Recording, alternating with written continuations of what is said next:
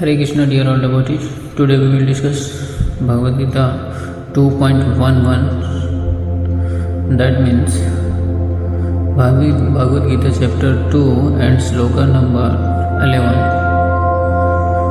तो हम आगे चलते हैं। देखिए, पीछे हम लोग डिस्कस कर चुके थे कि संजय बता रहे थे ये धृतराष्ट्र को कि वो बैठ गया है अर्जुन हताश होकर के युद्ध में रख कर। तो वो अंदर ही अंदर खुशी हो रहा था, लेकिन वो एक शब्द पे इंडिकेट कर रहे थे कि वो परंतप ऋषिकेश है, वो ऐसा है कि मतलब युद्ध को जीत सकता है, इसे इंडिकेट कर रहे थे दुर्योधन को। फिर भी वो नहीं समझ पा रहे थे। तो हम लोग चलिए टेस्ट नंबर 11 को देखते हैं। श्लोक नंबर 11 को क्या कहता है। श्री भगवान वाचा आशोच्यान्वशोचस्यतं प्रज्ञावादान् भाषसे आशोच्यान्वशोचस्यतं प्रज्ञावादान् भाषसे गताशु निश्चया नानुशोचन्ति Pandita गताशु निश्चया नानुशोचन्ति Pandita आशोच्यान्वशोचस्यतं प्रज्ञावादान् भाषसे गताशु निश्चया नानुशोचन्ति Pandita.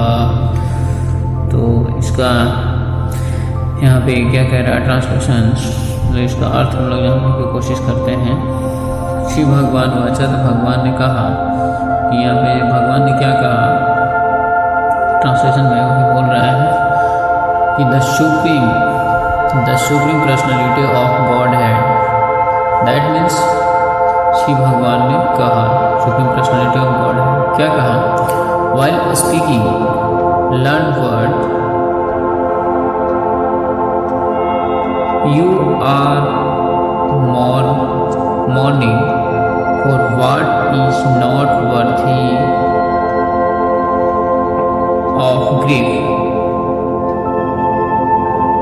Those who are wise lament neither for the living nor for the dead.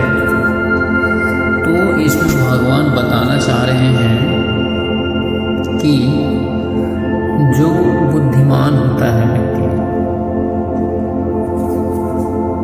जो बुद्धिमान होता है वो किसी की शौक नहीं करता है, किसी के लिए कि जैसे कोई मर गया है तो उसके लिए उतना शौक नहीं करता है। इसलिए यहाँ पे ऐसा बताना चाह रहा है कि अर्जुन जो है पहले बहुत से मतलब अपने ज्ञान के बारे में बखान कर लिया है कि हम भीख मांग के खा लेंगे, अपनों को मारने से क्या है, ऐसे निष्कंटक राज्य का भोग करेंगे उससे क्या फ़ायदा है जब हमारा अपना ही कोई नहीं होगा। इससे अच्छा है कि हम भीख मांगेंगे, अपनों को कैसे मारें। भीष्म पितामह जो पूजनीय हैं, तो ऐसे ज्ञानी तरह का बहुत सारी बात किए थे, इसकी वजह से बोल रहे हैं। यहाँ पे वही बोल रहे हैं ना, और भगवान बोल रहे हैं, क्या बोल रहे हैं, वेल स्पीकिंग लर्न वर्ड, मतलब वो पांडित्यपूर्ण वचन कह रहे थे, तो एकदम ज्ञानियों की तरह कहते थे। लेकिन वो बोल रहे हैं कि इसे कह करके उनके लिए तुम शौक कर रहे हो जो शौक करने के योग्य नहीं है, जैसे है क्योंकि वो सब अधर्म का पक्ष साथ दे रहे थे, विवश थे, इसके वजह से सब साथ दे रहे थे। तो वही यहाँ पे बोल रहा है कि यू आर मॉर्निंग, वो मॉर्निंग नहीं है, मॉर्निंग है for what is not worthy of grief. मतलब जिसके लिए शौक नहीं करना चाहिए तुम उसके लिए शौक कर रहे हो, जो तुम्हारे शौक करने के योग्य नहीं है, उसके लिए दुखी तुम हो रहे हो। वही बोल रहा है दोज हु आर वाइज, जो बुद्धिमान होते हैं, लेमेंट नाइदर, मतलब वो शौक नहीं करते हैं, neither for living nor for dead, ना ही जीवित के लिए ना ही मृत के लिए। तो हम लोग इस श्लोका से समझ सकते हैं कि हमारे जीवन में जैसे कि एक चीज़ हम कुछ यहाँ पे आपको बताना चाह रहे हैं जैसे देखिए इसी का है, यहाँ पे हम कुछ प्रैक्टिकल एग्जांपल्स देख रहे थे। देखिए इसमें क्या बता रहा है, धन संपत्ति के नुकसान पर शौक करना। जैसे बहुत सारे लोग हैं ये शौक करते हैं, तो यहाँ पे प्रैक्टिकल एग्जांपल है कि जैसे धन आता जाता रहता है, हमें इसके नुकसान के प्रति से परेशान नहीं होना चाहिए। हमें मन को शांत रखते हुए अवसरों की तलाश करनी चाहिए। ये सब बातें है और भी है। जैसे हम लोग यहाँ देख सकते हैं, रिश्तों में धोखा या कठिनाई, जैसे कि कोई हमें छोड़ के चला जाता है तो उतना शौक नहीं करना चाहिए, मतलब दुखी उतना नहीं होना चाहिए। ठीक है, वो तो होता जाता रहता है क्योंकि ये दुनिया ही नश्वर है। कोई यहाँ पे परमानेंटली किसी के लिए नहीं है, कोई परमानेंटली यहाँ पे अनिश्चित काल तक रहने वाला नहीं है, ऐसा नहीं है। जो जन्म लिया है वो तो मरे गए हैं, तो यहाँ पे भी बताया गया है और ऐसा कुछ नहीं है। वही बोल रहा है यहाँ पे, the lord at once took the positions of the teacher and chastised the student, calling him indirectly a fool, the lord said.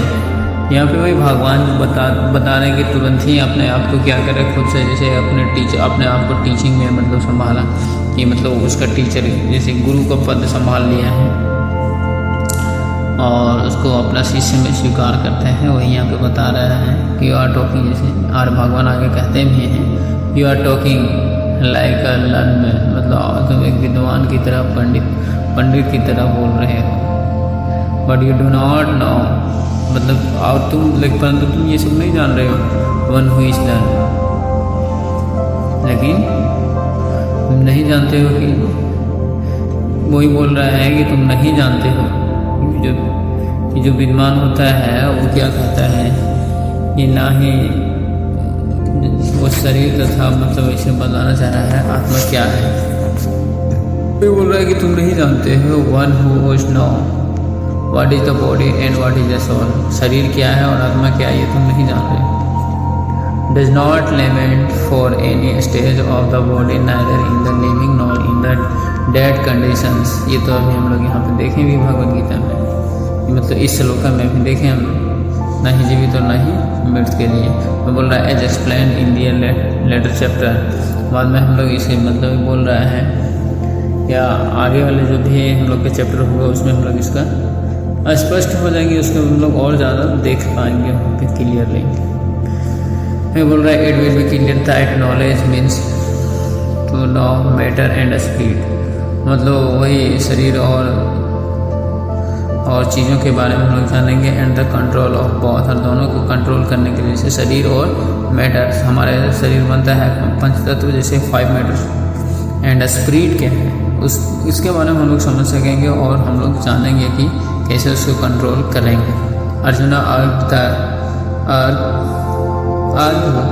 That religious principles should be given more importance than politics और sociology.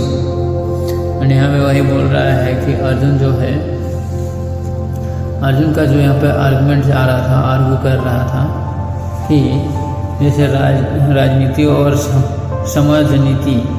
समाज के जैसे लोग होंगे, समाज नीति वही बोल रहा है। ये यहाँ पे बोल रहा था ना कि पॉलिटिकल्स और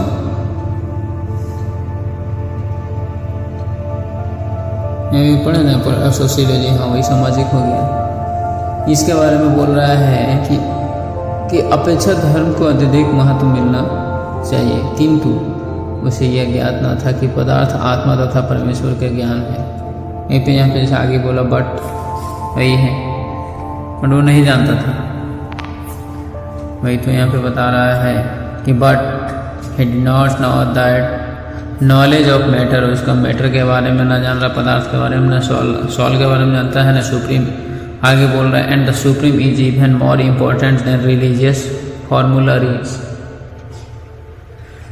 तो वही आपको फॉर्मूलरी इसका महत्वपूर्ण का मतलब धार्मिक सूत्रों के महत्वपूर्ण के बारे में उतना नहीं जान रहा है। धार्मिक सूत्र के क्या है फिर भी ये सबसे भी परमेश्वर का ज्ञान वही है। यहाँ पे बोला ना मैटर सॉल और परमेश्वर का ज्ञान मतलब धार्मिक सूत्रों से नहीं है, फॉर्मूलरीज वही है। And because he was lacking in that knowledge, he should not have forced himself as a very learned man. मतलब वो अत्यधिक विद्वान नहीं है, तभी तो ऐसा हो रहा है, इसलिए वो तो शौक कर रहा है। यहाँ पे वो है ना कि जो मतलब यहाँ पे हम लोग वही बोल सकते हैं जो अत्यधिक विद्वान नहीं है, मतलब जो वही बोला है कि himself as a very learned, अत्यधिक बुद्धिमान नहीं है तो क्या करता है, शौक कर रहा, मतलब जिसके लिए शौक नहीं करना चाहिए उसके लिए भी शौक कर लेता है। तो आगे ये नहीं जान पाता है, आगे भी हम लोग यहाँ देख सकते हैं। ऐसे यहाँ पे क्या बोल रहा है, as he did not happen to a very learned man, he was consequently lamenting, तो ये शौक नहीं करता है for something which was unworthy lamentations। जो बुद्धिमान नहीं होता है वो अत्यधिक शौक करने लगता है अननेसेसरी चीज़ों का, पदार्थ मैटर्स का। ये वो जानता नहीं है कि the body is born and is distant मतलब वही डिनाई हो जाता है। टू बी वैंक्विस्ड टुडे और टमोरो, कभी भी मतलब ये मर सकता है आजकल कभी भी। Therefore the body is not as important as soul के कंपेरिजन में बॉडी इम्पोर्टेंट नहीं है। तो ये बोल रहा है वन हु नॉज, जो इसको जानता है, दिस इज एक्चुअली लर्न, वही विद्वान कहा होता है। एंड फॉर मतलब वही ज्ञानी है। And for him there is no cause for lamentations, तो यहाँ पे कोई वो उसके लिए कोई कारण ही नहीं रह जाता है शौक करने के लिए, regardless of the conditions of the material body. हम लोग यही यहाँ पे हम लोग सीख सकते हैं कि जो इस टेक्स्ट से हम लोग यही सीख सकते हैं कि व्यर्थ की चीज़ों से हम लोग को शौक नहीं करना चाहिए। तो वही है। और धीरे धीरे जिस देखिए हम लोग अगर इसको सुनते रहेंगे तो हम लोग में क्या आएगा, धीरे धीरे भगवद गीता पढ़ने से यही होता है कि हम लोग को समझ आएगी, गहनता से, मतलब हम लोग को वेरी डीपली से हम लोग क्या कर सकते हैं, लाइफ के इम्पोर्टेंस को समझ सकते हैं, इसको अपने जीवन में हम लोग उतार सकते हैं। अब कैसे उतारेंगे, जैसे हमें कहीं अगर हम कोई विद्यार्थी अगर फेल हो जाता है कहीं कोई एग्ज़ाम में, वो बहुत मेहनत भी किया था, ठीक है फेल हो गया, तो उसमें स्थिरता आएगा कि जैसे वो कोई आत्महत्या कर लेता है, तो वो इम्पोर्टेंस नहीं है कि आत्महत्या कर लेना। अरे इससे समझ में ये आएगा कि हमारा ठीक है कि जो सफल हो गया उससे या असफल हो जाता है, तो फेल हो जाना उसमें कहीं ना कहीं मेरा कुछ तो छूट रहा होगा, या मेहनत मेरा करने का कोई तरीका कुछ गलत रहा होगा जिससे हम सही अटेम्प्ट नहीं कर पाए। तो ये सब चीज़ें समझना होता है। और अगर आप सफल भी हो जाते हैं तो उससे अहंकार, बहुत जैसे अज्ञानी होते हैं उसको अहंकार आ जाता है, ईगो आ जाता है। तो उससे जब हम ये सब चीज़ समझे हुए रहेंगे, पढ़े हुए रहेंगे, तो हमें क्या होगा कि हम अहंकार, ईगो से बचेंगे, जो मुझे क्या होगा, ह्यूमिलिटी बनाएगा, मतलब विनम्र बनाएगा कि हम अगर सफल भी हुए तो हम अपने जगह पे अच्छे से अड़े रहेंगे और उसको शांतिपूर्वक स्वीकार करेंगे। ठीक है, हरे कृष्ण।